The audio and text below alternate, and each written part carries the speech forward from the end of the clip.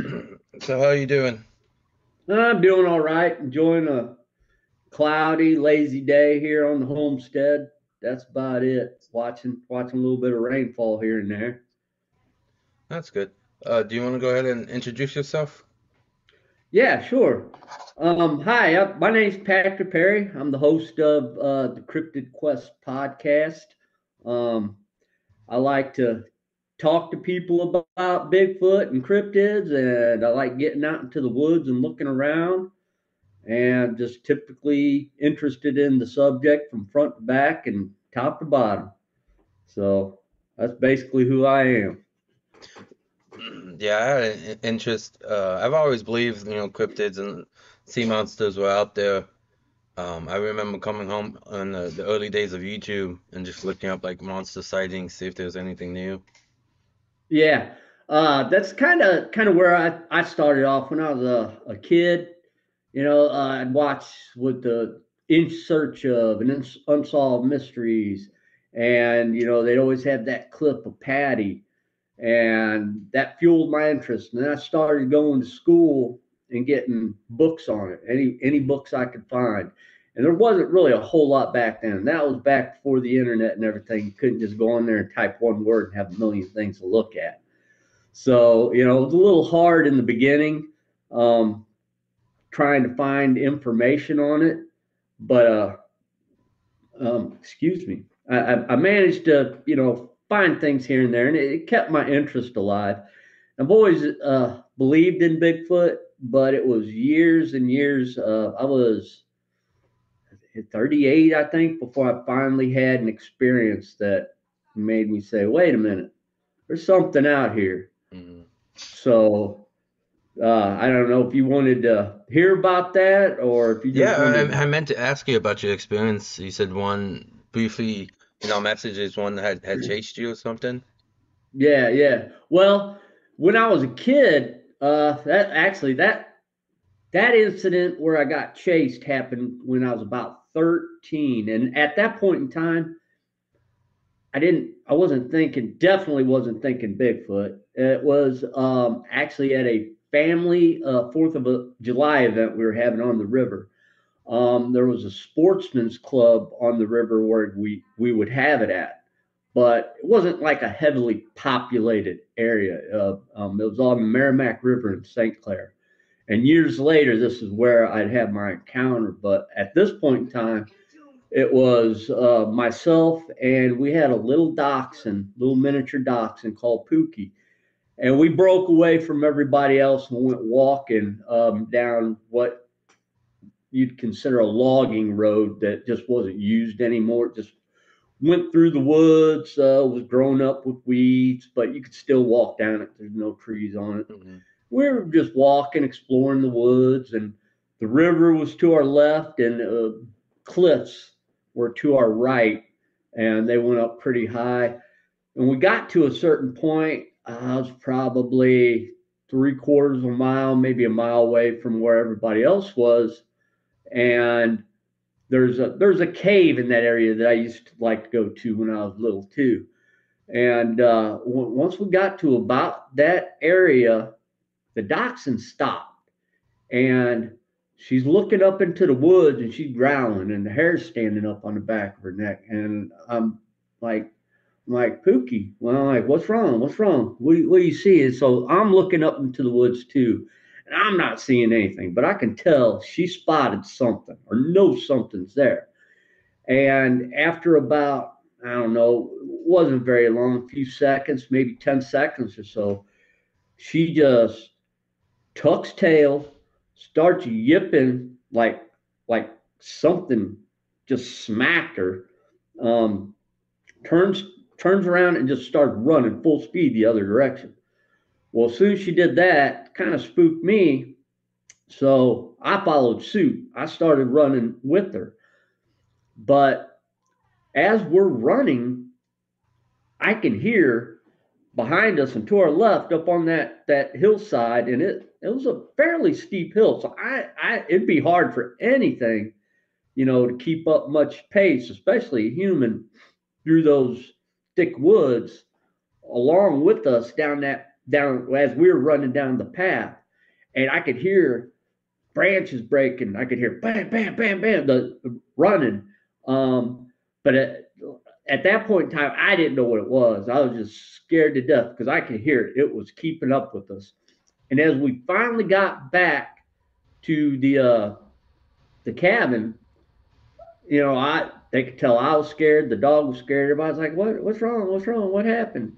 So I explained it to him. Of course, everybody was like, "Oh, it was a deer. It was a deer. It was, probably a squirrel and or this or that." And as a kid, I was just like, "Yeah, they're adults. They probably know better." But years later, when I had my life changing experience there, it made me think back on that moment, and I'm like, wait a minute, a deer's not going to chase you, a squirrel's not going to chase you through and especially make that much noise because I mean we were booking it down that trail, and whatever it was that was following us had to have been making a substantial amount of noise for me to hear it behind us the whole way. So I kind of put just that back in my memory bank. And this was fast forward 25 years. And I was a union carpenter, got laid off at the time. And so it was early October, and bow season in Missouri was getting ready to open up. I think it opens up in the first week. So I took the opportunity to go out to my sister's house. She had a house right there up from the Merrimack, and I asked her. I was like, "Hey, you mind if I stay out here and do some bow hunting? While I'm laid off from work."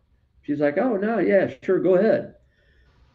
So I had found a little spot in the field behind. It's kind of like behind her house and to the back. You'd have to go through another field, around the woods, around a couple ponds, and down into this field in the back corner. And I set up a blind down there, and I was seeing deer basically every day. I was seeing deer. I was just kind of scouting, checking it out, and about the time that I was getting ready to start like hunting because the season was open, all of a sudden, boom, they just all disappeared. It was like I wasn't seeing anything at all. And that was really strange to me. So after, a few days of not seeing anything, uh, I asked my sister, I'm like, "Hey, in my mind, I'm trying to figure out what the hell is going on. Why are these deer not here all of a sudden? Because they're always here year round." So I'm thinking maybe the bucks went into rut early, and they're getting so crazy that they're running the does around at night, and they're just sleeping during the day. So I asked my sister if she minded if I sat in the blind overnight, see what I could see. I was going to do an evening hunt. I was going to sleep in the blind overnight, and just if I hear anything, see anything, and then stay in the blind till my morning hunt. So I get in the blind. I got a pillow with me, a blanket, my crossbow, couple arrows. That's all I had with me. And I'm like, I'm going to chill out for the night. And after I do my evening hunt. And I had noticed that it was extremely quiet that night. I mean, extremely quiet. I really wasn't even hearing birds, insects, anything in the woods, which was kind of strange, but it really didn't, make me start thinking anything. But I did my evening hunt, didn't see anything. I think I ended up dozing off about 8, maybe 9 o'clock in my chair, and I was sleeping pretty good because I still remember when I got awoke. Uh, I was dreaming. I had drool coming down my chin because I remember feeling that when I woke up. But what woke me up was something I never ever heard before. in these woods or any other woods in my life. And what tells me that it was new, or at least a new sound to me in these woods. I've been hunting these woods all my life, since I was about 8 years old, and I could go out in the woods, carry a gun. I've been running around this area, so I know it. I know the creatures in it, but I usually don't go out overnight. So I wake up and it sounds to me like a gorilla. Um, I can hear it going, and I can hear it breaking branches. I can hear it throwing up a ruckus. So I wake up out of a dead of sleep, and I'm sitting up because I got a little chair in my blind. My blind is completely enclosed except for a spot about that big where I could see the field, and that was pretty much about it. And I'm listening, and my mind immediately is trying to rationalize. So I'm like, is that a gorilla? And then I'm like, did a gorilla escape? The common thing, the circus train. Did a gorilla escape from the zoo? Did one of these private owners or something lose a gorilla? What the hell? And I, like I said, I just woke up, so I'm still a little confused, especially about hearing a gorilla in the woods by my blind. And it sounded like it was right behind me, like no more than maybe 10 yards away. I could hear it. And I was getting a little worried because it didn't sound like it was very happy. And it did that for a while. When I say a while, few minutes. And then it quit the grunting and growling, and I could hear it moving in the leaves, and I could hear it walking, and I hear it walk around, my blind. I'm right here, the blind's right here, the woods surrounded me like this, and like an L shape, and the field's here. Well, I hear it start right here, and then I can hear it walking, and then it starts going up the other tree line. So whatever it was smart enough to know to stay in the tree line. And as it got around to the other side, it breaks out in another sound. It started howling, going, woo, woo. I mean, it's super loud. And the sounds it's making, the first set and this set are so loud, I can feel it in my body. And I'm like, and like I said, I'm not entirely super far from houses and things. I mean, I'm in the woods, and the woods are going straight to the river and a lot more woods, but just up from me are people and houses. And I'm like, how are people not hearing this? I'm like, they got to be calling the cops. Somebody's got to be calling somebody because they have to be getting awoke by this. It's so loud. But nothing ever happened. And I'm listening to it. And now I'm starting to get worried because I'm like, did a howler monkey escape with this thing? Is there a howler monkey and a gorilla, or what is this? What the hell is this? Never heard it before. And so it did that for a while, probably a few minutes, and then I can hear it making a ruckus over there too. And when I say ruckus, it just sounds like breaking branches snapping, leaves getting kicked around. Then I can hear it coming back. It quit howling, and I can hear it coming back, and it starts heading back towards my blind again. And when it did that, I always call it like demonic chatter and a snarling growl. It just started. And if you listen to the Sierra tapes, there's a part in there where it sounds just like what I heard. And I've talked to people that know, I can't think of his name right off the bat. The guy did the Sierra tapes. Ron Moorhead, I think. Yeah, Ron Moorhead. That's it. You got it. Yeah, Ron Moorhead. And they said that he told them that's an episode when when two of them are arguing over food. But I don't think that's what was going on when I heard it. But that's what it sounded like, just like that. And it was kind of like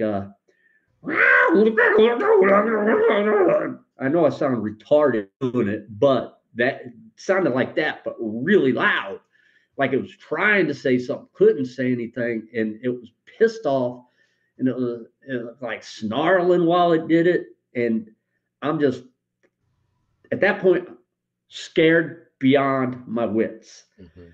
I'm sitting up in that chair.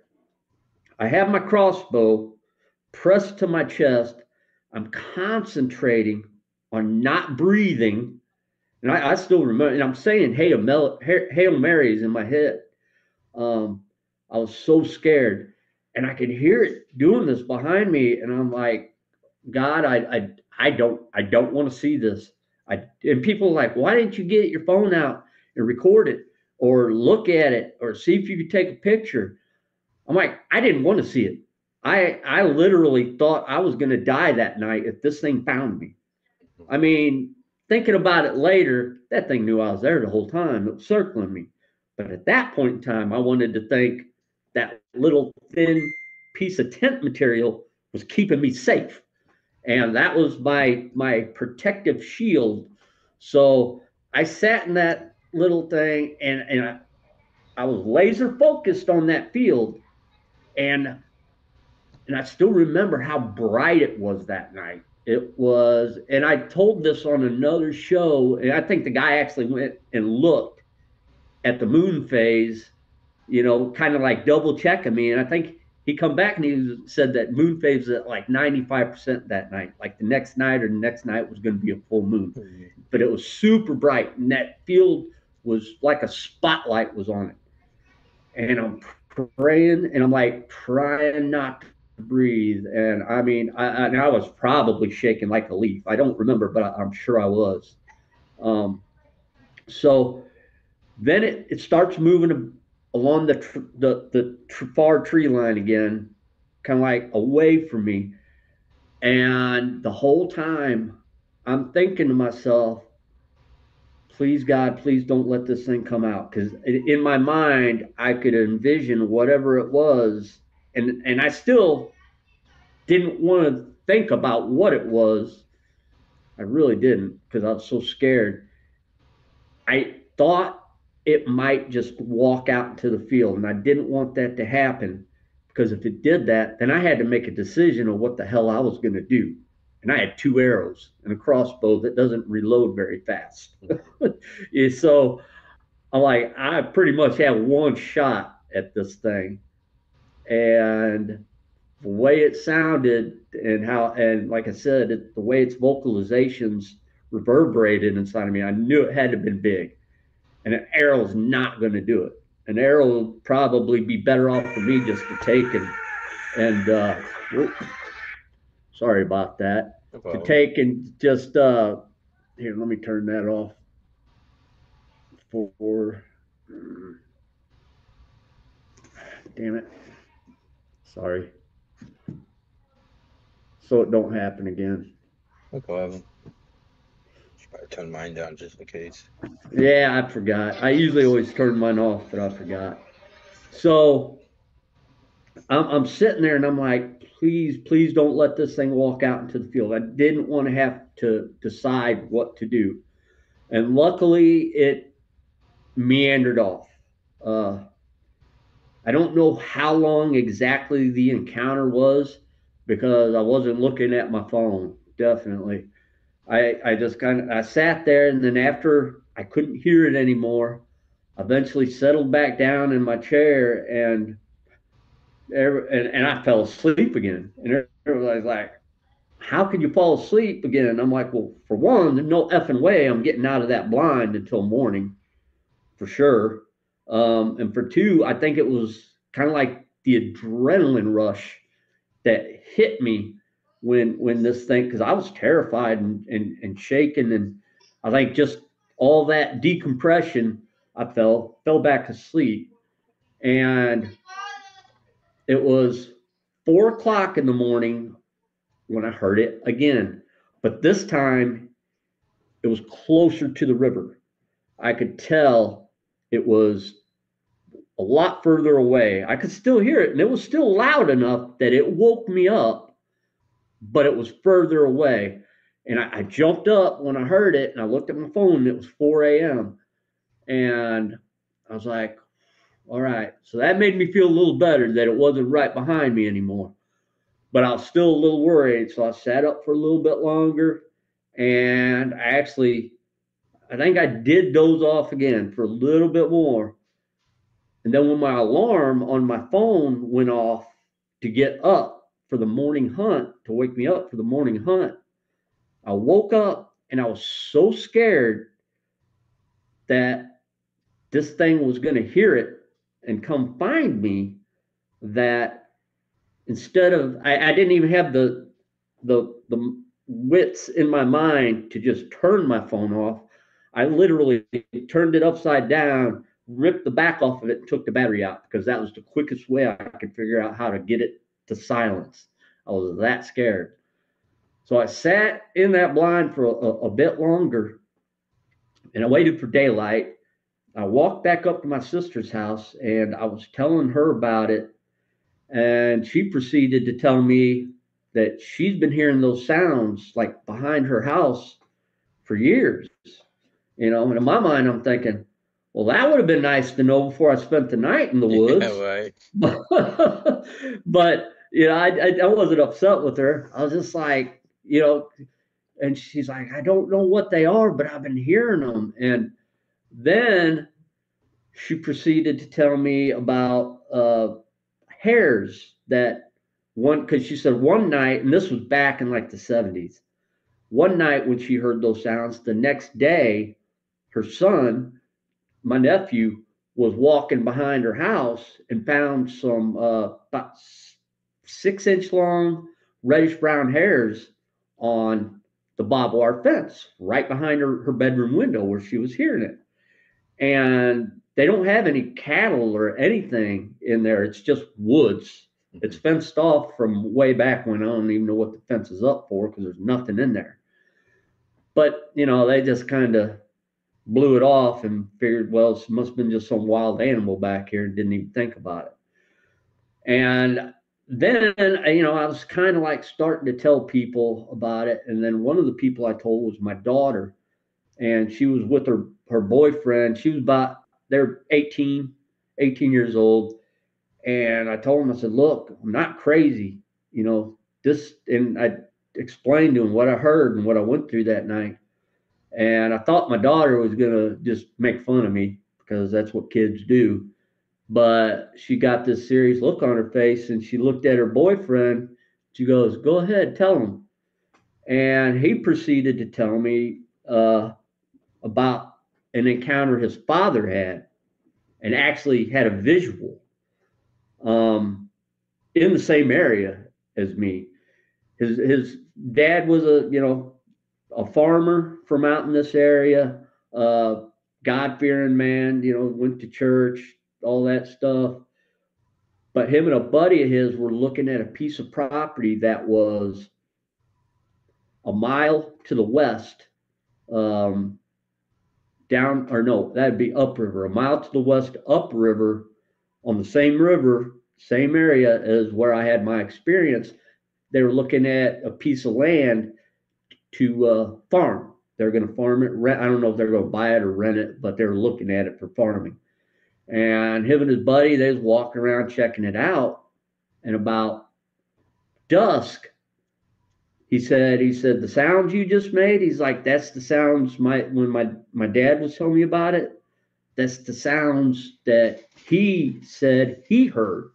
They sounded just like what you explained. Well, when they heard that, they both proceeded to get in their vehicle to get out of there because it had them a little worried. And they said when they did, or he told his son when they did, they started the car up. They were getting ready to leave, get out of there.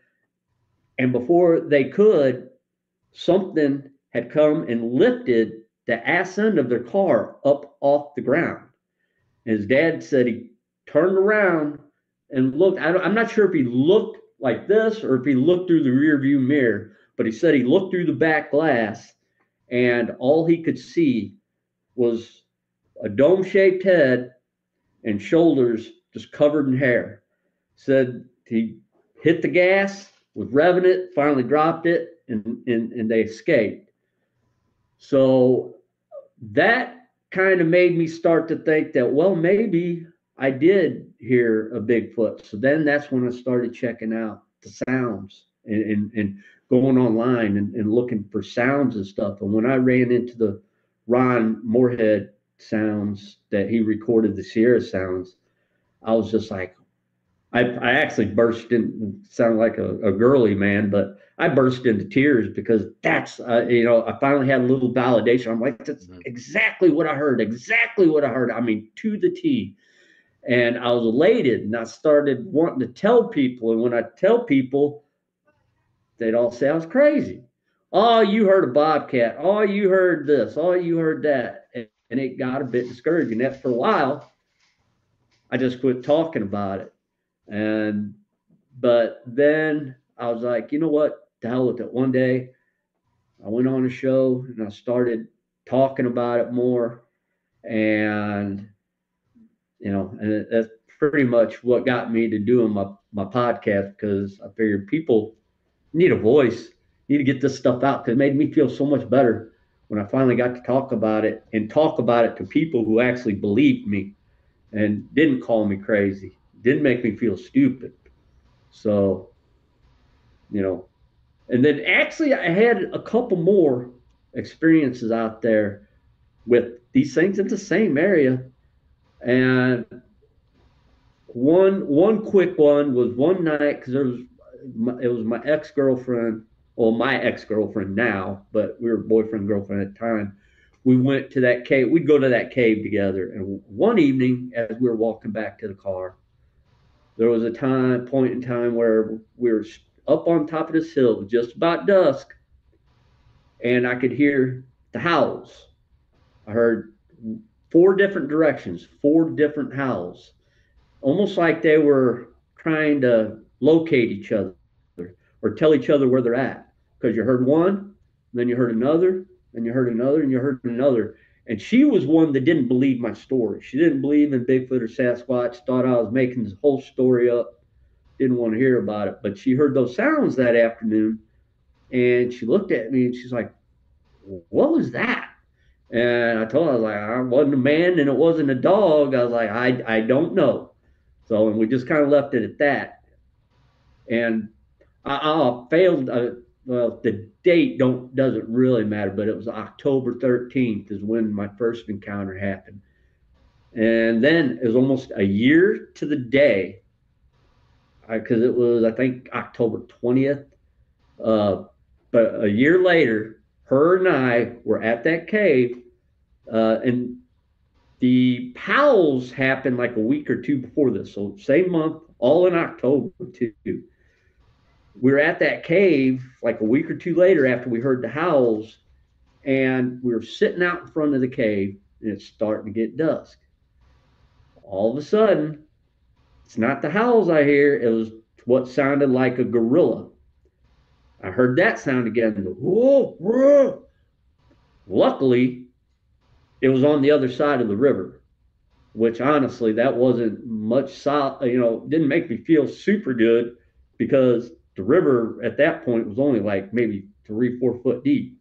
This thing could have got to me. So I got a little nervous. We're both sitting out front on rocks, and I could hear it. Her eyes got as big as saucers. She looked at me and she goes, oh my God, it does sound like a gorilla. And or actually, she said monkey. It does sound like a monkey. And I kind of motioned to her to be quiet. So, and this is probably stupid, but because I really don't know what any of this stuff means, but I walked down the path a little bit and I picked up a stick or a log and I smacked a tree with it as hard as I could. And it kind of echoed. It was pretty loud in that valley. It echoed going between the cliff and the forest wall on the other side. And when I did that, I came back to where she was, and she said, when you did that, and I didn't hear this part, this is totally secondhand from her. She said, when you did that, when you made that sound. She said, I could hear it start running through the leaves up the hill on the other side. And she said it sounded like a scared chimpanzee. And she imitated it like going, whoop, whoop, whoop, whoop, whoop, making like a whoop, whooping sound like chimps do when they're excited or scared. Mhm. And she said, I could hear it run up and away from us. So, and I really didn't know what bag to put that in, but it actually made me feel pretty good that finally I had somebody there with me to validate. I wish we still talked today so she could validate it, with me, but we don't. But it made me feel good that somebody else heard what I heard, and I knew I wasn't crazy at that point, you know, because you always wonder if you're crazy. I don't even care. The people that actually see Bigfoot probably some days think, am I crazy? Did I really see that? Because there's so much in this world telling us that it doesn't exist. Mhm. But, after something like this happens to you, it changes a lot about you. It really does. So, well, that's pretty much it about my encounter and the things that happen along those lines. So, Yeah, that it all sounds pretty interesting. What area did you say you were from? What state? Missouri. Missouri. This happened. Yeah, this happened. It's about an hour southwest of St. Louis, Missouri, on the Merrimack River, Okay. and a lot of encounters happen on the Merrimack. Yeah, There's that. Go lots of ahead. things happen on that side of the country. I'm from Arizona. I do want to go up in the mountains and look, because we have alleged Bigfoot up there. But yeah, that's something I hear with all the podcasts I listen to that all the stories come to light. It's because people find, people to talk to about it, and then they have that sigh of relief. Like you said, not that validation, not feeling crazy. Yeah, yeah, yeah. That's a big part of it, And then and people still, when I talk to people about coming on the show, a lot of them are still like, well, I don't know. They're afraid they're going to be ridiculed and made fun of.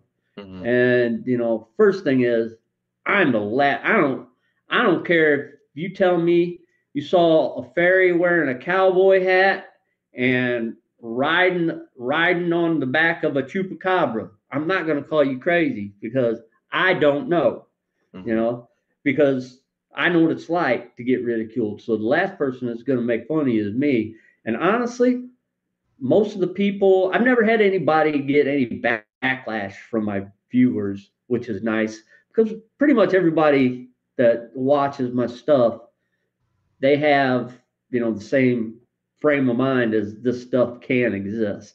Not everybody's seen it, but they all have the frame of mind to be open enough to the idea.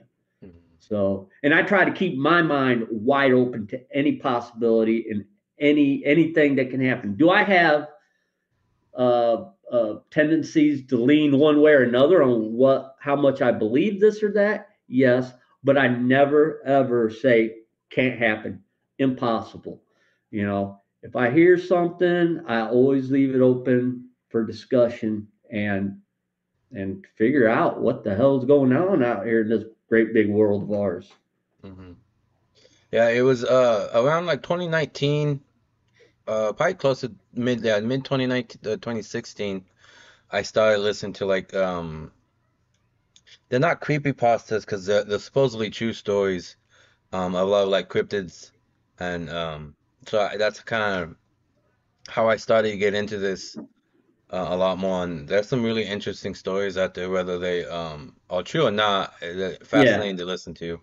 That's kind of where I'm at. I think there's a lot of things that are plausible or possible. It's just depends on like the evidence you can see. Um, Kind of dictates which way you lean towards. What do you think these Bigfoot-like creatures are? honestly, I think the more I read about it, hear about it, think about it, the way I feel is they're an ancient, not necessarily people, but a people, but not human, not like us. there's just so much depth in the history Native Americans have about these creatures. They they believe in them wholeheartedly, and that they treat them as any other creature in the woods. And when they speak about them as any other creature in the woods. And I think they, at one time, they were, not necessarily one, but they coexisted and lived together.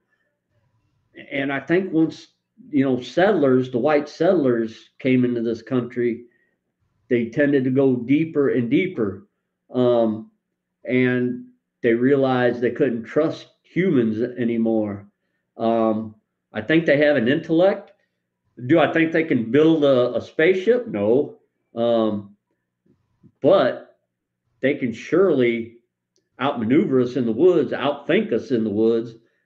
And I think that they may have parts of their mind that are untouched, and they might possibly have powers such as being able to mind speak. I know people think that's woo and crazy. Hmm. And even though I'm saying they're a being like us, flesh and blood, I think they have the ability to do the mind speak, do the what they call The uh, infrasound. That's what I was thinking of infrasound. earlier.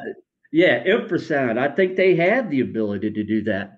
You know, um, because some people think that maybe that's why I fell asleep so quickly after it left that night. Maybe I got hit with infrasound, and that's why I was so scared. But then again, you have a gorilla growling at you in the middle of the night, 10 feet away, and you'd be scared. I don't care if it's infrasound or not.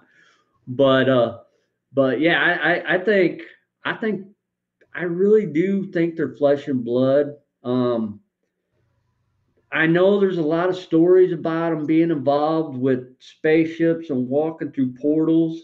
Like I said, I leave that open in my mind, um, but I kind of go back and forth on it because I want to believe, I really actually do want to believe that they have the power to open up portals and walk through and go through dimensions. That'd be so cool. Yeah. But I don't know if that's actually really going on because honestly, I think when they disappear and people talk about that stuff, I don't think it's any different than seeing a deer at the edge of the woods and then poof, you turn your head, look back, it's gone. Because nature has the ability to blend into nature.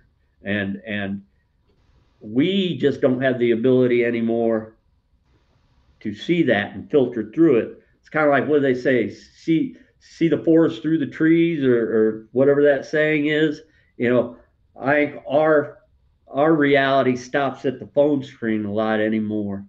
So, I think that like them disappearing, I think they're just forest ninjas. Good word for it. They're a forest ninja. They want to disappear, they're going to disappear. They can go behind a tree, turn sideways, and go a direction that nobody knows where the hell they're at, and boom, that's as good as walking through a portal because they're gone. Yeah, I've heard a lot So, from the different podcasts of them like dropping down and doing like a spider crawl away. They go from, yeah, being like 8 feet tall to, down low and you're still looking up for it and, they scurry away. But yeah, lots of animals do infant sounds. Like the main ones people talk about, like tigers, elephants. I think the yeah, tigers can like hypnotize you to where yeah, yeah. you stand there kind of in fear. So that maybe that could play a role. And then like crashing from a adrenaline rush also makes sense too. The what does? I said you crashing from the adrenaline rush once it Oh, wears off. oh, That yeah, makes yeah, sense too. yeah, yeah. Yeah, well, Uh, a couple of people brought that up. That's why, because I never really thought about it before. Uh, but yeah, and then I heard people bring up that maybe they can move their hair in certain ways to kind of break up the outlines to make them kind of blurry, and huh, maybe they can blend in easier too with the forest, not having such that's a rigid interesting. outline. I don't, I've never heard that one before, but that's interesting and it's very possible. I love hearing new theories on what people might think about how they avoid us so well. Um, And another thing I really enjoy talking about, and I'm not sure what the connection is, but there's whether there's a connection to the Bigfoot or just the area has a connection to both things. Orbs, because I've had one orb sighting. It also scared the hell out of me. uh, Happened in the same area as I had my Bigfoot encounter, and it was about the size of a baseball. Didn't really didn't really put off any light like on the ground or in the trees or anything, but I could see it, and it was right at the top of the tree line, and it was almost like it had a brain, and it was following me. It was nighttime. It was probably like 11 o'clock at night, maybe midnight, and I'm walking, and this thing's following me. And when I'd stop, it stopped. And then I started getting worried. At first, I was just like curious. I'm like, what the hell is that? Making no noise, no noise coming from it. Because at first, I'm like, is that a drone? And I didn't really think till later. I'm like, at that point in time, we really didn't have a drone technology, still wasn't what it is now. And generally, you're not flying around at night. And at that point, I'm sure there wasn't even night vision on any yet, unless it was a really expensive one. And if somebody's got that going on, what the hell are they following me around in the woods for? Mhm. You know? So, like I said, it's the same area, but I don't know what the connection is. I don't know if there's a connection, but I tend to think that there's some type of connection. But like I said, I don't know if it's to each other or to the land where it happens. Mhm. Yeah, like one of the podcasts I listen to is called the Cryptids of the Corn, and they've Yeah. done a few episodes talking about Bigfoot, like trying to explain some of the abnormalities with like actual creatures, what they can do. That's why they came up with like maybe they can like flex the skin and make the hairs cause them to be blurry. Um, Hold on, I had another thought. I think I lost it. But yeah, I think Bigfoot or Sasquatch is kind of like a blanketed term that I think they could be many different things. People bring up like you said, like the big ape theory. They could be maybe more hybridized. A lot of people go down like the Nephilim route, which would still kind of include some kind of like ape or man DNA. What else was I gonna say? Lost my train of thought. But yeah, there's lots of rabbit holes you can go down to explain what I these things are. yeah, I think there's different types too, because I run with that theory. Um, there's one that, and I've seen pictures from people I actually know, uh, that of what they call a gugway, which is a Bigfoot type, and it's supposedly very aggressive, very mean, but it has the face of like a baboon, Hmm. not your typical Bigfoot face. Um, the ones down around the Ozarks and further down south seem to be more temperamental and more smaller in stature, like 6, 7, 8 feet, not too grand. The ones, the encounters I get from people further up north seem to be more like what Daniel Boone talked about that he ran into in Lewis and Clark. Because if you dig in, Lewis and Clark and Daniel Boone have Bigfoot encounters, Hmm. which that was my last episode. I dove into to Daniel Boone supposedly killed one when it was attacking his son, and he said it was 10 foot tall, but they didn't seem like very nice ones. At least that one did. It actually attacked his son, but his son shot at it before it attacked him. Hmm. So I think if somebody put a bullet in my chest, I'd try to go chase him down too, if I could. Uh, but the ones up north seem to be more docile, not as aggressive as the ones down here. So I think there's different types depending on what area you're in, you know. So, and something that was interesting about when I was digging into the Daniel Boone thing, I don't know if you know this or not, but they actually uh, started to dissect into it. Daniel Boone said after he shot it, because his son was getting, because they were hunting on either side of the ridge, his son shot at something. Daniel heard it. He came across the ridge to find out what was going on. He sees his son behind a tree. He sees this 10-foot tall Bigfoot, 10 and a half foot. They measured it with their Kentucky rifles, which are 5 foot long. It was two of them plus about 6 inches. So it was running at his son. He couldn't get a shot at it. It got over to the tree where his son was at. His son, he grabbed his son by the collar of his shirt, picked him up, grabbed the gun in one hand, smashed the gun against the tree, grabbed his son with both hands, and then slammed him on the ground. Picked him up, slammed him on the ground again. Daniel figured, well, either I shoot it or my son's going to be dead for sure if he slams him a third time, as hard as he was getting slammed. So Daniel shot at it. It dropped instantly. He actually shot it through the eye. So he went down, and after about an hour, got his son, to wake up because it knocked him unconscious. And he said his son, when he shot it, had hit it in the chest, about 2 inches away from its nipple. And that should have killed it. So he stuck his finger in there and he couldn't get through. It was solid. So he opened it up and inspected it. And instead of having separated ribs like humans, where we have a space in between, he said it was like a breastplate of armor. And he said he hacked through it with his hatchet, and it was 3/4 thick, all solid. So, and that might explain why so many people these days say they take shots on them and nothing happens. So Yeah, I thought that was, yeah, that's pretty interesting, and that's what I've heard too, is that they only seem to go down when you take headshots at them. yeah. So, and that was, and the stories like that to me give a lot of credence, man, because these guys had so many adventures and things to talk about and tales.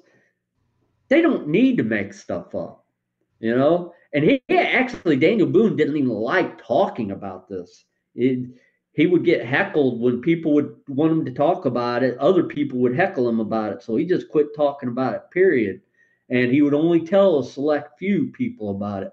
So this was not something he was proud of and he was trying to say to get recognition.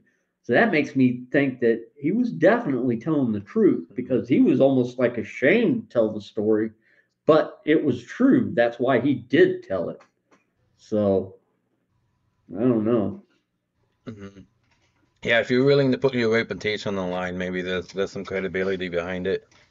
Yeah. One thing I was gonna bring up, I forgot that popped in, is people go down maybe like the Fey route. Maybe these things are wearing like a Bigfoot costume to kind of walk around here on Earth, or this, not necessarily Earth, but Oh like yeah. this realm, and that could explain some of the orbs. Maybe before they take physical form, these Fey type entities or elementals could represent these orbs because they don't really have like a physical body yet. He, so another guy I talked to, I think it was Tom Cantrell, was telling me about somebody who has a theory that they're like fairies that are like almost kind of like watchers over the Sasquatch, the orbs, Hmm. which I thought was an interesting theory, because for them all to be in the same spot, but that's what you got. That's kind of along the lines, but that's an interesting theory. That's an interesting theory too. I like that. Might have to bring that one up and get some discussion going on Yeah, it. go for it. I've also heard people bring up that if aliens are abducting us to experiment or study, why wouldn't they do Bigfoot if they could capture them too? And maybe that's why there's a connection there too. 100%. And I actually do kind of believe that that's going on. I don't think Bigfoot are just like aliens coming here, because I don't think they're just like, hey, all right, let's go up to Nebulon 6 for a little bit and then bring you back down to Earth. I don't think that's what's going on.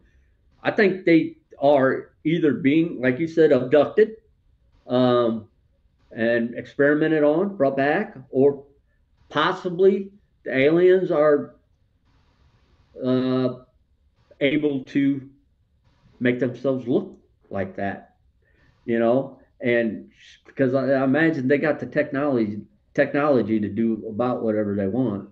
Uh, so I think there's like a connection between the two, but I don't think it's the Bigfoot's choice of it being a connection between the two. So Yeah, like I don't think all the mind powers are coming through there because they're alien. I think they got mind powers just because I just think they got mind humans. I think would have mind powers if we cleanse our minds and open them. I mean, it's been proven that a lot of this stuff is possible.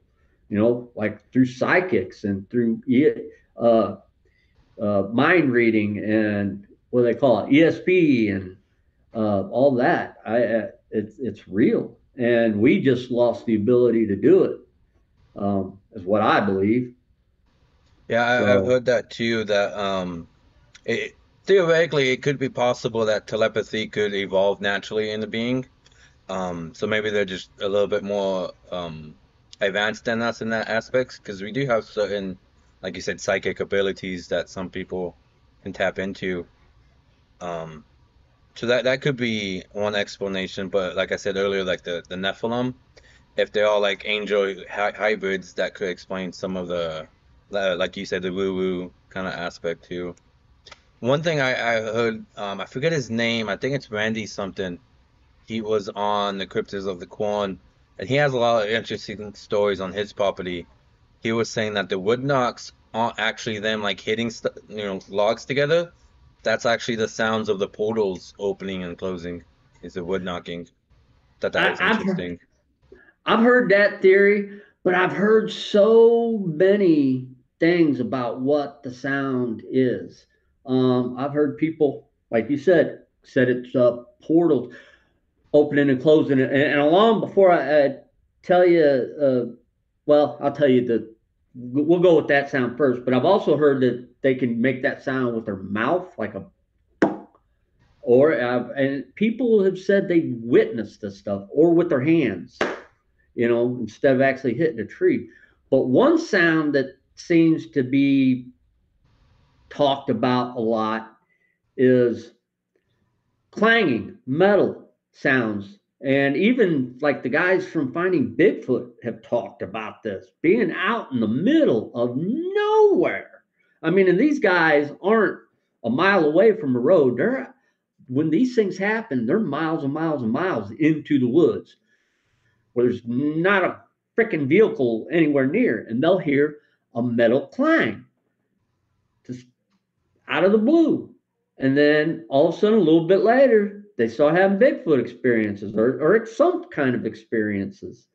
So, it makes me want to think and hope that maybe that is a Bigfoot coming through there. But along with the popping sound or the wood knock sound, I've also heard that, you Yeah, know. I've heard that too. It sounds like a metal door, a metal clanging, like you said.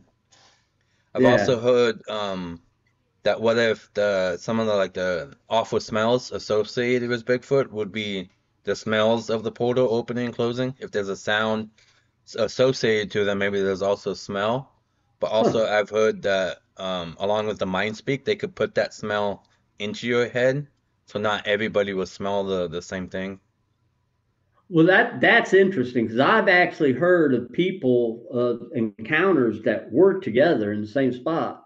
One person will smell it, one person won't, Hmm. which is I always thought was kind of odd. It's like, or sometimes like it's a wall of smell. Like they can take one step and they're in it, one step and they're out, almost like you know, Like a field of influence almost. yeah, yeah. Huh, I like that field of influence. I like that. Big words. Yeah. What time is it? Have you had any dogman experiences? I've heard any? Because that's another thing that's popped up in the last few years. I've always been, fascinated with werewolves. They're one of my Yeah. favorite, movie monster creatures, and dogmen have been a new subject popping up. Yeah, that's I've gotten a few dogman encounters um from guys. More, I'd like to get more because that is a subject that really intrigues me.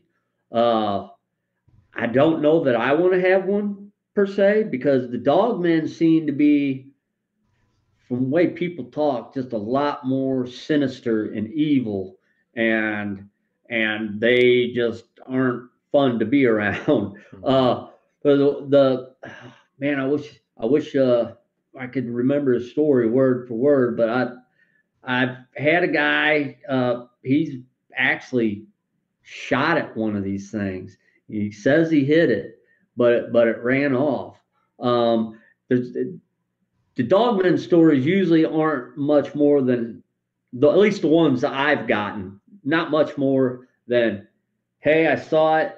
We went our other, our separate directions. Sometimes with the Bigfoot, there's a little more involved in the story, but I never. This one guy that I haven't interviewed, but I heard him on another show, and his encounter really sent chills up my spine. He said he was a kid. He had a fort in the woods that he'd go out and work on, and he was walking out to this fort one day. He was going to go work on it, and I forget what state it was in, but there was I think what they call burn breaks in the forest where they have these ditches dug to where in case a fire comes through, it gives it a break line, makes it Mhm. easier for them to get it stopped. And he said he came up to one of these, and he said on the other side, I can't remember how far it was, but he said he saw this it looked like a dog standing up, and he's watching it, and in one hand it looked like it had a tattered shirt, and in the other hand it had something white, but he couldn't tell what the white thing was. And so he was watching it and watching it, and he noticed that the white thing he had in his hand was half of a white cat, or was it a dog? I can't remember. It was either a dog or a cat. It had half of it in his hand. When I mean half, only half. He said the entrails and stuff were hanging out the bottom. And he said he saw that, just booked it, and I think I'd do the same. That's Mhm. why a lot of the dogman stories aren't, very long. One of the coolest ones I've heard was the guy was two friends of his. He was out hiking, and he was hiking with two lady friends. They went a different direction, so he was at by himself at this point in time, and he saw Bigfoot. And the Bigfoot came out, or was it the dog man first? I think it was dog. He saw a dog man. That was it. He saw the dog man first, and he noticed the dog man was kind of like checking the direction of where his friends were walking, and he was like, "Oh my god, this thing's gonna do something to them." And he didn't know what the hell this thing was. And before he could do anything or did do anything, a Bigfoot came out, and he actually snapped a picture of it, and it looks, I mean, it's not like super clear, but it does look like a Bigfoot and a dog man could be in that picture talking to each other. And he said they kind of like looked like they were conversing with each other, and eventually, they both left and didn't do anything, but makes you wonder if maybe, you know, and I often wonder if dogmen might just be another type of Bigfoot.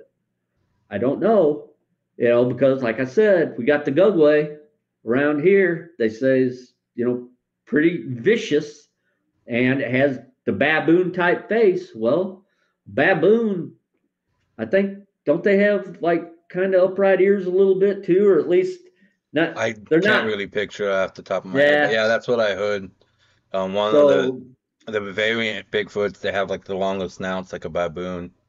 yeah, it's called Gugway, and I wonder if sometimes people might be getting that mixed up. But then again, when they say it looked like a German Shepherd, I mean, a German Shepherd don't look like a baboon. Mhm. So I think they're seeing something. And I don't know that dogmen are actually flesh and blood on this earth. It's hard for my head to get wrapped around a breeding population of these things.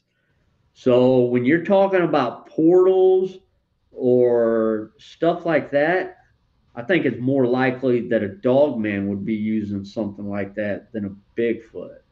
Um, or maybe they're just evil entity from another dimension that just pops in and pops out when it wants, or maybe when it doesn't want, and it just happens.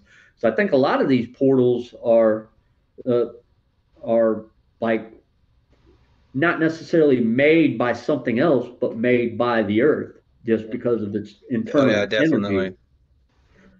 Yeah, so certain areas seem to spawn these things. So, you know, I hope I never accidentally walk through one and end up in a world full of dogmen. Yeah. But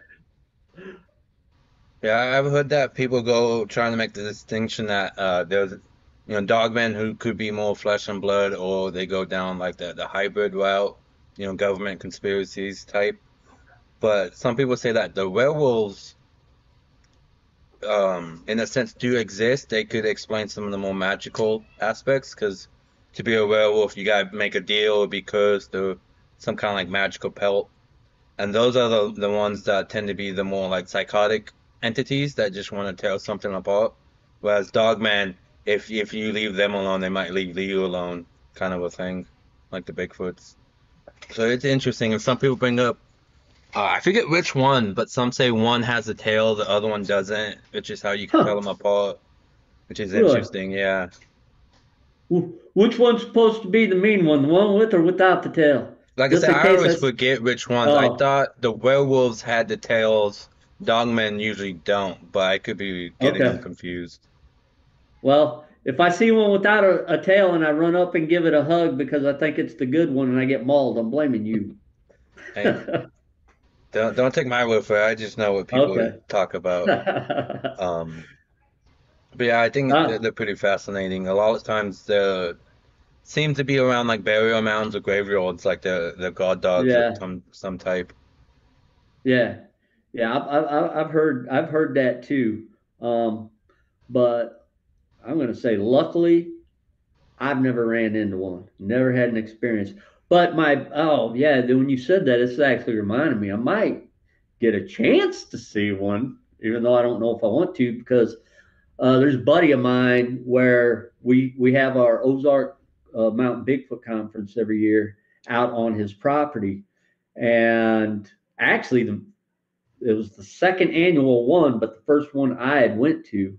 Um, Several witnesses said they saw a Bigfoot come into camp one night. Last year, we captured howl recordings of howls and wood knocks. There was no visuals last year, but this winter, he said he heard howling one night, and it was really, really loud, really loud. But he said it didn't sound like the typical howling that he thinks would be Bigfoot. And he said next day when he went out and it had just snowed, he sent me these pictures. It looked like humongous, humongous, like this big, like dog tracks, wolf tracks going through his yard. And he lives out in the middle of nowhere because there's not stray dogs running around. There's not, crazy neighbors running around. He lives across a bridge that I don't even know if I call it a bridge. It's pretty. He lives out at the end of a road, at the end of a road, at the end of a road. There's potholes on this road that would swallow up a school bus. Hmm. Uh, so he's got something strange running around on his property. I think I'm going to go have to check it out because I know he's got Bigfoot out there on his land. But if he's got Dogman too, he's got something going on. Yeah. Well, if he's cool with it, let me know. Maybe I can tag along. I Yeah, definitely hell want to yeah. have a Bigfoot experience. Dogman, I'm still kind of on the fence because if it is a Dogman experience, I want to make sure it's one that is survivable, you know? Uh, Yeah, actually, I've got a pretty another crazy story about Dog Man. I heard on oh heck, what is the podcast? I can't think of it right now. I'm doing terrible with names today. I apologize, no problem. but it's a call-in show where the guy doesn't actually interact with the people. He's got a line set up. You call in, you tell about a 5 minute story, and that's it. And I just happened to be working at one of our properties one day called Shell Knob, Kings River. It was in Shell Knob, Missouri, and he's talking about a campground that had gotten shut down, and he said it was on Table Rock Lake in Shell Knob, Missouri. And I'm like, huh, because that's where I am right there. The time that this story is coming on, what I'm listening to.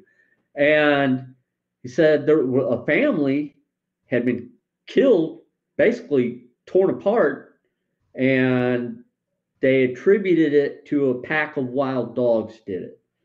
But they also took the campground or the conservation area and completely shut it down.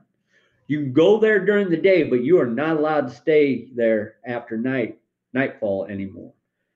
And a brother or a relative of his brother or brother-in-law worked with the DNR or with the conservation department and told him, he's like, you're not allowed to tell anybody, but he was like, yeah, he's like that really did happen, because they started trying to put it on the news that, and then they started doing some digging. The news did around here, and they actually played a news clip from the station I listened to, and they found another old man who was riding his bike and was supposedly killed by a pack of wild dogs because he had the injuries that went along with it. Mm. Well, the problem was there ain't no wild packs of dogs out here. You don't even see one freaking wild dog out here. So, it was just kind of odd, like they're just trying to make something up, sweep it under the rug so nobody would look into it any deeper. So, and that's an area I really want to get into and check out. But Yeah, that sounds kind of like the one people bring up a lot with was it the LBL, Land Between the Lakes? yeah, yeah, it does sound a lot like that one. There's a alleged, Yeah, family that got attacked in I thought it was like the 70s or 80s. yeah, I yeah. think that They area is now since, shut down too, I think. yeah. I've never been to the LBL. I've driven through it, and man, just even driving through it makes the hair stand up on the back of my neck. That area's just got a vibe to it. Mhm. Not a good one. Not a good one. But sometimes, I mean, most of the time I go in the wood, I don't have bad feeling about things. The only time I've ever really, really been scared is that one night, and maybe I shouldn't have been scared, but like I said, that thing sounded super aggressive, super aggressive. Um, it sounded more pissed off than anything I've ever heard in my life, and it knew I was there. Uh, but I do have the sense that they're out there watching us a lot more than people know. They just don't make it known. Hmm. You Yeah, may there's not have. huh? I What was were you gonna gonna say say? you may not have seen a Bigfoot, and this goes to everybody out there. You may not have seen a Bigfoot, but I guarantee a Bigfoot has seen you. Yeah, I've heard stories of them like watching kids on playgrounds and stuff, just getting entertainment.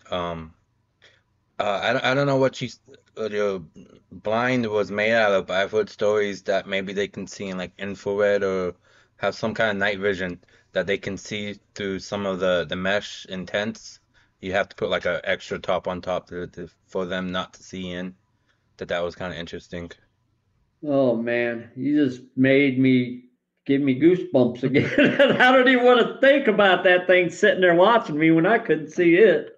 Yeah. Oh, But I mean, it knew. I don't know how it knew I was there. Well, then again, it lives in these woods. You know, if somebody came and put up a blind in your backyard and you came home, you're like, you're going to see it. You're going to notice it. Hmm. Even though it's a blind and it's supposed to blend in, you're going to notice it. So maybe it's along them tracks. Maybe it's along the fact that I actually went down to that cave earlier in the day that day just to kill some time until I started hunting. Maybe it picked up my scent, followed me back. I've got a theory that the reason, because there seems to be a lot of encounters in October, a lot. Um, and I tend to think that that might be their time of year to breed, kind of like the bucks going into to rut, during that time of year. I think maybe that's why I think the males and maybe even the juveniles become more aggressive during that time of year. Maybe they're more vocal, more aggressive, more out there. I think that's why there's so many encounters that type of year. They just become more active because, hey, that's their time to do their thing, and they're a little more loose with their attitude on whether somebody sees them. That's just a theory I have. Whether it's right or wrong, I don't know, but I that's what think I there might. believe. I was gonna say I think there might be some weight to that because that's something some people bring up that you have the ones in like Northern California and the Pacific Northwest that they could have an abundance in food, so they don't need to move around a lot. But other places they might, like people bring up Ohio a lot. That could just be a migration route, either um, moving with kids or following like the crops and stuff for food. But also I heard people bring up, like you said, the juveniles. Maybe when they hit that kind of stage, if there's not an older, male one to keep it in line, maybe they do just kind of run amok like rogue elephants and stuff. Yeah, yeah. I believe they live in some type of communities, um, and I also believe that at some point, yeah, the male juveniles they're going to get kicked out and have to you know figure things out on their own, and I really do think they migrate. Do I know that for a fact? No, but it seems in like certain like you're right, certain areas they just seem to be uh, there only certain times of the year. Because honestly, around here, once you hit dead of winter, I mean, yeah, the food source is still here, but you don't have the cover that you usually do. So I wonder if maybe they go just far enough here or there to where they still have that, and then come through. And right about that time when all that changes is October, because that's when the leaves start falling around here. So they've got until the leaves completely fall before their cover is went from pretty awesome to not as great. Because when you got the open woods, man, I'm a hunter and I know that it makes a huge difference when there's no leaves on the trees. You can actually see what's out there, a lot better because you ain't got all that canopy blocking everything. So that might have something to do with it too. Yeah, I've heard that with stories about the dogman. I think it was around the Mississippi area that you can see them certain times of the year only, as if like they migrate or like hibernate maybe. The old Rougarou, huh? The Mississippi dog man down in the south, the Rougarou. I love that name. has, Yeah, has a certain not has a necessarily ring. ring to it, but the way your mouth moves when you Yeah, say yeah, it. yeah, yeah. First time I heard it, I didn't know what they were talking about, but because well, the Rougarou sounds more kind of like the werewolf type to me, the way they explain it. You Yeah. know, I don't think that's necessarily the dog man type, but honestly, I don't think I want to run into either one, unless it's about 1,000 mile or yards away, and I'm looking through high powered binoculars. Other than that, I think I'm good. Because I honestly, you want to talk like you big. At least I do. You want to act like you're big, bad, and brave, and not scared of nothing. But as scared as I was that night just from them sounds, I don't know what the hell I'd do if I actually saw something. You want to think you're brave, but until you're Hmm. put in that moment and you really learn. But I don't know what would be scary, actually seeing it or hearing it and not knowing what the hell you're hearing, you know, because that's all that was super scary because then I'm thinking of all kinds of crazy stuff in my head, all kinds of crazy stuff. And it did eventually get to the point when it did the demonic chatter. Then I started getting all kinds of, then it's instead of bears and howler monkeys and gorillas and bears or whatever that I might be hearing in my head. Now I'm thinking of monsters. I'm thinking of images of monsters. And, you know, a Bigfoot didn't necessarily come to mind, but it sounded like a monster. And I don't know. I think if I saw a Bigfoot or Dogman, yeah, I think I first thought to my mind would I'd say yeah, that's Sasquatch, but monster, because that's to me what they look like, and that's what the nightmare or the fuel that nightmares are run by is Hmm. that stuff. So Yeah, some people bring up when they have the red glowing eyes that maybe that could be something a bit more demonic. I think you brought up earlier. Um, but yeah, I think definitely not seeing and having your imagination run wild probably would be worse. yeah. So another thing that they talk about down around here is the Ozark Howler, Hmm. which I think is another. They some say it's like a bear, some say it's a cat, some say it's a wolf type creature, but supposedly has the glowing red eyes. It howls really loud. Say it sounds like a woman screaming in the night, and it's got a set of horns. Is there actually a creature out there running around like this? I don't know. Daniel Boone supposedly shot at two of them and killed one, but you know, but supposedly, yeah, the glowing red eyes. I think again, it might be just a misidentified Bigfoot. Glowing red eyes, the howl, um, the horn thing. I don't know. Maybe the Maybe it had, Bigfoot. dreadlocks or something. Yeah, could be dreadlock hair, could be branches caught in their hair, could be. I heard of actually a guy tell me about he saw a video a guy had on a thermal night cam of a Bigfoot killing an elk, uh, kind of like skinned it. But like I said, this is thermal video, or was it night vision? I thought he said it was thermal, but he skins it, and then afterwards, the Bigfoot takes it and like drapes it on his head, kind of like he's wearing the elk head as a crown, uh, which I thought was really interesting. And he seems to think the video's legit. And the guy said he won't share it, and because of course he's going to be called a fake and get the ridicule. And he's like he don't want none of it, so he keeps the video secret. I was lucky to even find out about it, but that's also an interesting theory. Maybe they're doing stuff like that. Maybe um I was gonna but say maybe because I know there's a lot of stories of like the goat man, and a lot of them have Bigfoot like qualities, and maybe same thing. They ripped a goat's head and it's wearing it. Um, I forget what they were talking about other than it was some kind of Minotaur-like monster, and they were making the yeah. jokes like, what if it was a Bigfoot wearing a cow's head, which would make it that much more taller. So that is an interesting thought. I think it was the Cryptids of the Corn podcast also made mention that I forget where, but there's a story of a Bigfoot that walks around with a top hat, which is Huh. really weird image. So maybe they do like Yeah. wearing, things on their heads.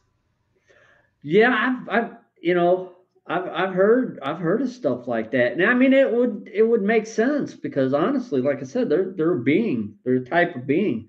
Um, Indians used to do that. They would wear that stuff, and if they were so close to each other way back in the past, why is it not feasible for the Bigfoot to pick up on that and occasionally use it? Did every Indian you saw or Native American you saw have a headdress on or have a some kind of crown on or whatever? No, but some of them did. So it's not beyond the realm of possibility that the Bigfoot might have picked up on this or started doing it on their own. And there's a few to this day that do it here and there, and it might help conceal them when they're trying to hunt. To have this smell and skin and horns of another animal, and if they get down and crawl, that's kind of like camo, I would think. You know, Yeah. I know so people have brought up about them like taking like roadkill. Maybe they have like maggot farms or some kind of insect farms that they could have close to where they're at, which was an interesting thought. yeah, that is interesting. Yeah, So, it definitely show their intelligence to be able to oh come up yeah. with that. Well, they got to be intelligent to stay away from us for Hmm. as long as they have. You know, in one way, I hope one day we do find out. Well, I mean, certain people do already know that they're real, but I mean, the entire world find out that they're real. But then again, sometimes I hope it stays a mystery because it makes it a little more fun to talk about and wonder. Um, it'd be great to have all the answers to the questions we have, but then it would kind of suck not to be able to speculate and think about it anymore. Hmm. And it's kind of like you can almost create your own reality for them, even though it's not a reality, uh, and wonder what their reality is. Sometimes at night, I know this is probably going to sound weird, but as I'm dozing off to sleep, I'll close my eyes and almost kind of like try to put myself in the mind of a Bigfoot and think, and I'll lay there and I'll think, if I were a Bigfoot, what is Bigfoot doing right now out there in the woods, And I think about it, and him walking up, maybe seeing houses, seeing campfires, seeing campgrounds, and just sitting there and watching people, or ducking in these little shelters or blinds that they make and waiting for deer to come by or doing whatever they do or interacting with other Bigfoot. I wonder what they do, when they do it, how they do it. I think about that a lot. You know? So makes it. I'm 100. I'm convinced they're real. Hmm. Um, no matter what anybody says out there. The only person that could basically make me think that they're not is if God came down and said it's all a hoax. But I don't think that's going to happen Hmm. because I think they're real. I think God put them one way or another, whether they're flesh and blood, whether they're Nephilim, whether they're something else from a different dimension. God put them here one way or another. So, and I Yeah. think He created them. Yeah, there's not a lot of fun in being a know-it-all. I do think um the Earth is a lot weirder than people give it credit for. Oh yeah, Still a lot of oh yeah, mystery out there. yeah. I mean, there's still things we're discovering today, science is discovering today, uh, that 100 years ago you wouldn't even think was possible. Some of the creatures that are out there. I mean, the oceans. There's still lots of forest out there that is highly unexplored, like the Amazon or some of these rainforests. You just can't get in there. Hmm. Uh, the natives, kind of like when people came here, the natives in those areas know about these creatures, talk about these creatures. Uh, but to us, it seems implausible because we're the know-it-alls. Hmm. Well, we're not. These people have lived there all their lives. Why are they not seeing what they say they're seeing? Because we say so. We don't live there. Kind of like the tribes in the Congo that say that they're seeing these dinosaurs and stuff. Who are we to say that they're not seeing them? Mhm. Just because we go in there and don't see them, that means we're the ones who. Sometimes I think people consider themselves God, which I don't think is right. Just because we don't think it's real means it's not. No, it doesn't work like that. It just doesn't. Mhm. Yeah, if you think yourself too educated, you don't leave yourself open-minded. Yeah, yeah, I heard that 100%. too about Australia, that they have some really vast rainforests that are untouched because everything there wants to kill you or can kill you. Oh yeah, oh yeah, yeah. That's another place, man. I would love to go visit someday. I was on an Australian podcast about a month or two ago. The guy was from Western Australia, and he does Yowie research, but he said it's very very sketchy because, like you said, everything down there wants to kill you. Hmm.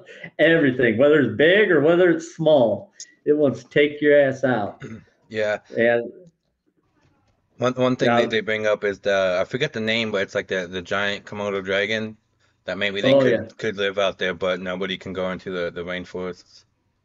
yeah, yeah. Oh, what island was that? There was an island inhabited by Komodo dragons, and there was a scientist that went to sleep on the beach one night.